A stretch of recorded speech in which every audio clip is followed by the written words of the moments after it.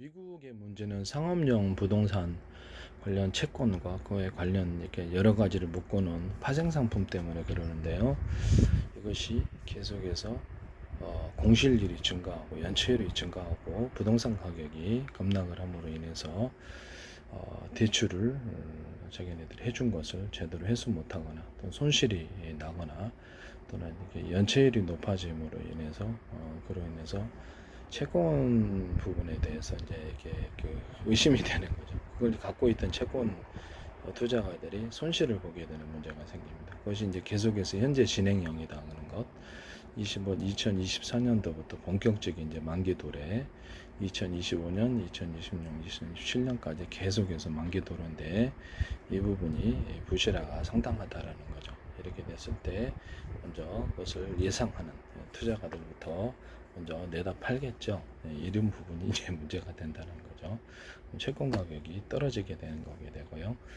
그로 인해서 갖고 있는 모든 금융기관들이 미국 은행뿐만 전 세계 금융기관들이 손실을 보게 됩니다. 이런 부분을 말씀을 드립니다. 계속 문제가 심각해진다는 거죠. 예를 들면 부실 기업에서 어떤 기업이 있다. 기업이 있는데 자기네 장사가 잘 된다고 얘기를 하면서 채권의 발행량을 엄청나게 늘린다고 생각을 해봅시다. 그러면 그 발표만 믿고 이렇게 사람들이 살려고 하다가 계속해서 발행량이 늘어나면 의심할 수밖에 없는 거죠. 이런 부분 보다 금리를 많이 줘야 되거나 알아서 그렇죠. 이제 기관 투자가들이 좀 눈치 빠른 데는 투자를 더 이상 못하게 되죠. 이런 부분은 왜냐하면 돈이 장사가 잘 되는데 왜 네가 돈 빌려러 다니느냐 이거죠. 그래서 제가 이 부분을 말씀을 드립니다. 미국의 문제는 지금 금리를 인하를 해야 되는데 예금 부분이 흔들려서 이게 지금 은행도 지금 자기네들이 현금 유동성이 있어야 되는 부분이거든요.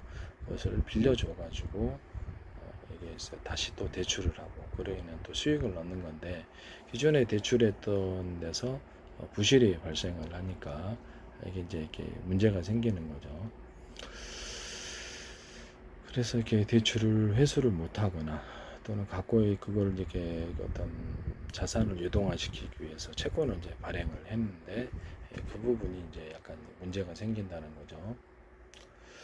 또는 채권을 여러 개 묶은 것 하나만이 아니라 여러 개 복잡한 이런 파생상품이라는 게 지금 문제가 되는데 여러 가지를 것을 묶어 놓다 보니까 어떤 것이 위험한지 알 수가 없다는 거예요. 내가 가령 5개짜리 이렇게 7개짜리를 묶어서 채권을 파생상품으로 팔았다라고 합시다.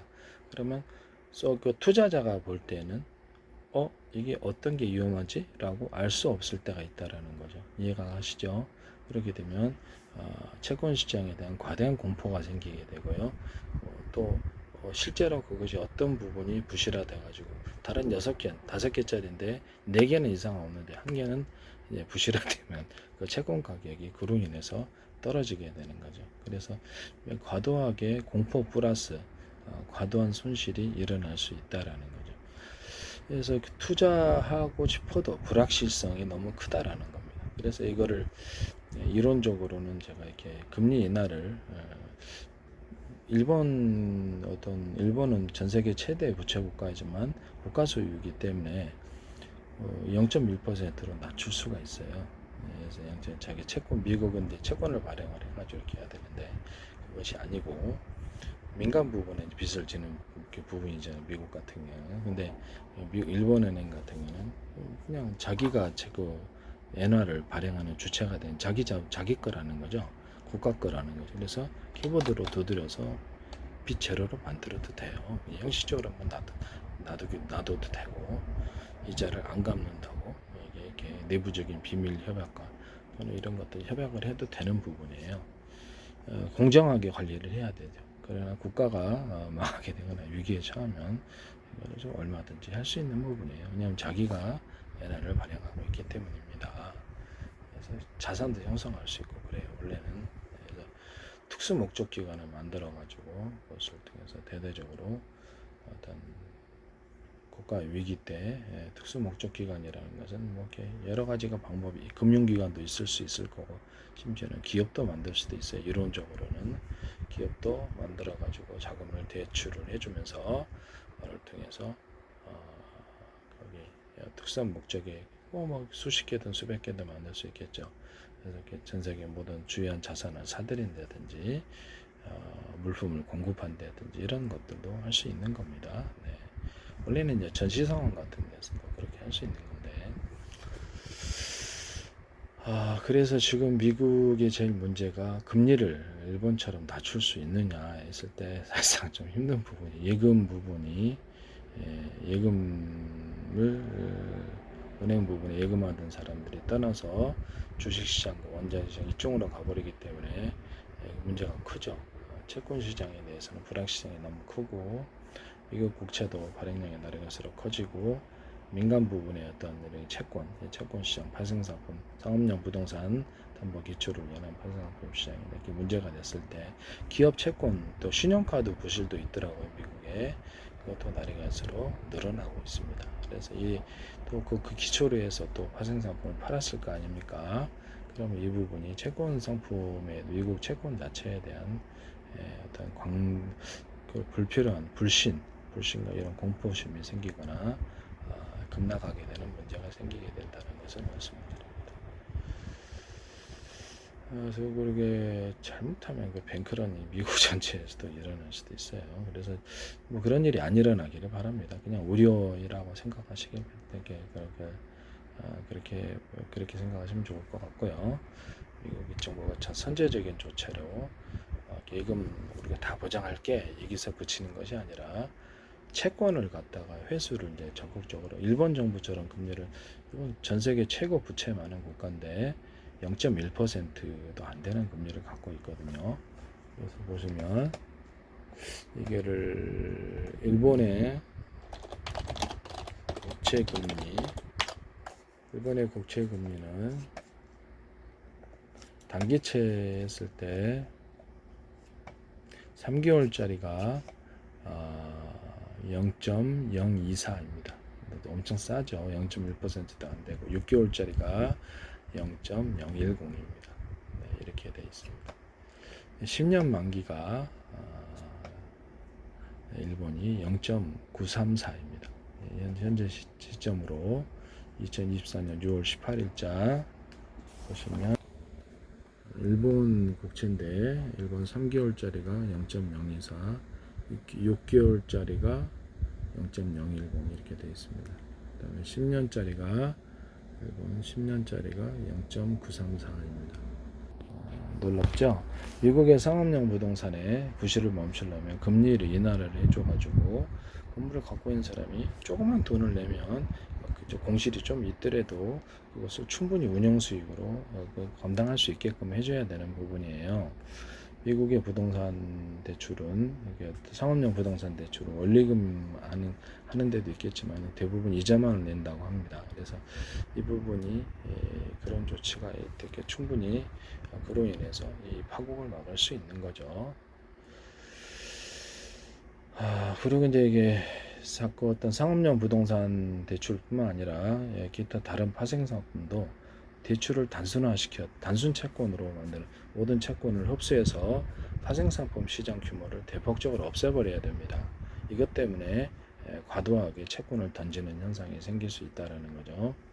어떤 게 부실해 5개짜리 묶었다 그러면 4개는 이상 없지만 1개가 이상인데 그 1개가 이상이 있는 거를 그 위험을 파악하기가 어렵다라는 거죠. 자료도 제대로 안 줄 거고 은행 같은 데서 은행에서 발행하거나 발행을 했으면 이런 부분들에 대해서 말씀을 드립니다. 부실을 감출하겠죠. 그래서 이 부분에 대해서 빌딩이다, 오피스 빌딩이다 그러면 그 빌딩에 해당하는 채권만을 단순 채권으로 만드는 그런 것으로 해체 작업을 통해서 단순 채권화 시켜야 된다는 거죠. 그래서 그것을 투자할 사람 있잖아요. 전 세계에 그 채권에 대해서 위험 정도를 스스로 내가 이 정도면 이 정도 금액으로 사도 이게 전혀 이상 없겠다. 그럼 전 세계 투자자들이 들어와서 투자하기가 너무 좋겠죠. 위험과 또 이렇게 이게 내가 위험 부담을 안고 이거 사도 좋을 만하다 이 정도면 확연하게 위험도를 파악할 수 있게 만들기 위해서 오피스 빌딩이다 그러면 그 오피스 빌딩에 대한 단순 채권으로 만들어주는 작업이 필요한 것이죠. 그래서 이 뭐 기업 대출이다 그러면 그 기업 대출이 이제 파생성 복잡한 것을 위험도를 알 수가 없잖아요. 어떤 게 터질지 5개짜리 묶었다, 10개짜리 묶었다 그러면 어떤 게 터질지 알 수가 없잖아요. 투자가로서는 그렇죠. 그걸 알 수가 없어요. 그렇기 때문에 살 수가 없는 거예요. 이렇게 그래서 미국 상업용 부동산 담보 대출뿐만이 아니라 기업 대출 이런 부분들 모든 대출에 대해서 단순 채권으로 만들어줘야. 그러면 이제 외국 투자가들에게 투자를 한다. 그러면 이제 거기다가 빌딩 100개 주시오 뭐 이렇게 돼 버린다는 거죠. 빌딩 너무 쉽게 산다 이렇게 그 채권을 이런 식으로 그렇게 해서 투자하기가 쉬우면 그리고 이제 거기에 대해서 현금을 유동화시키기가 되게 좋다. 필요 이상의 손실을 입지 않아도 된다라는 거죠. 새로운 주인을 찾아주니까 오랫동안 버틸 수 있죠. 그러면 그 채권에 대해서 투자를 하고 이제 그 빌딩을 어떤 소유자가 원리가 이렇게 돈을 갚지 못했다. 이자를 갚지 못하거나 원리 대출을 그랬다 자기가 그 사도 되는 부분이거든요. 이런 부분을 말씀을 드립니다. 그래서 적극적으로 이렇게 어떤 기존의 어떤 복잡하게 위험도를 알 수 없게 불확실하게 만들어 놓은 파생상품을 단순 채권화되는 이런 식으로 빨리 조치를 취해야 된다라는 것을 말씀. 금리 인하를 시키면 상업용 부동산 파국이 없어져 버리게 돼요. 미국의 금융위기가 없어져 버리게 됩니다. 그런 부분을 말씀을 드립니다. 미국은 시간이 제가 보기에는 뭐 과도하게 공포를 조장한다 생각할 수는 있겠지만 사실상 2024년부터 본격적으로 미국 상업용 부동산 채권 또는 관련된 파생상품이 부실이 날이 갈수록 심해진다는 점에서 방향성을 얘기를 하고 있는 거고 2025년, 26년, 27년 손실이 더 커질 거라고 생각하면 던지는 사람들이 과도하게 던진다는 거죠. 그때 이제 이게 문제가 미국 채권 시장 전체에 대한 불신이 생기게 된다라는 것. 그러기 전에 빨리 댐이 무너지기 전에 빨리 조치를 취하면 금융위기는 없어지게 되는 것입니다.